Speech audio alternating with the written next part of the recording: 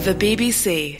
We're going to go straight to the ATP Tour finals at the London O2 as the world number 1 Novak Djokovic is in action. He's against the world number 7 Alexander Zverev. Whoever wins will go through to the semi-finals. And Russell Fuller is watching the first set.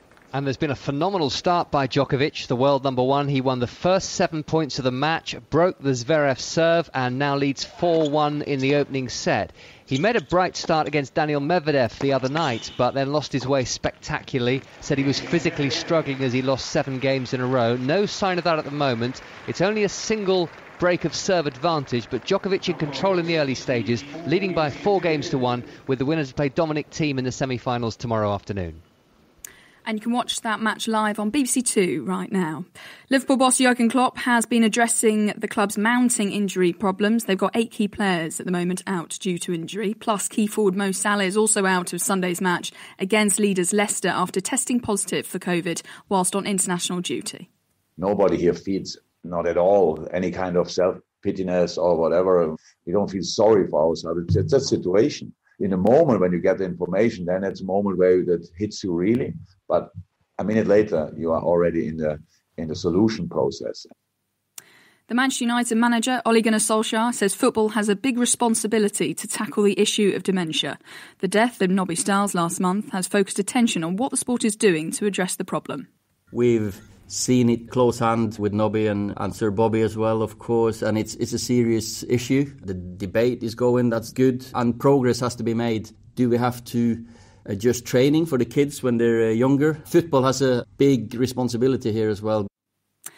The FA Chief Executive Mark Bullingham says that they will be recruiting their next chair from a diverse shortlist. Last week, Greg Clark resigned over his unacceptable language when referring to black players.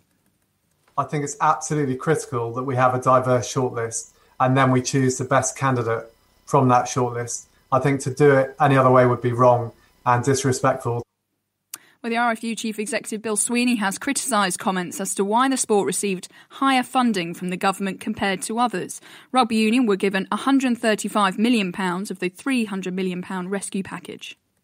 To say that we're a posh or Tory-based sport, I think, is absolute nonsense. I mean, you go to the vast majority of our community clubs, whether it's Matson in Gloucester, whether it's Prenton and a particularly challenging part of Birkenhead, whether it's Alnwick up in Northumberland, our clubs are a replication of the different social strata of the country. So you would not call those posh in any sense. Head coach Gregor Townsend has made 5 changes to the Scotland team for their Autumn Nations Cup Pool B decider against France on Sunday. Among them, Blair Kinghorn will replace Darcy Graham on the wing.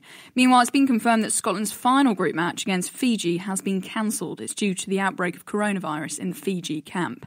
And to finish in cricket, ahead of their forthcoming white ball series against England, South Africa have also cancelled a planned inter-squad practice match tomorrow after a member of the squad tested positive for COVID-19. BBC Sport.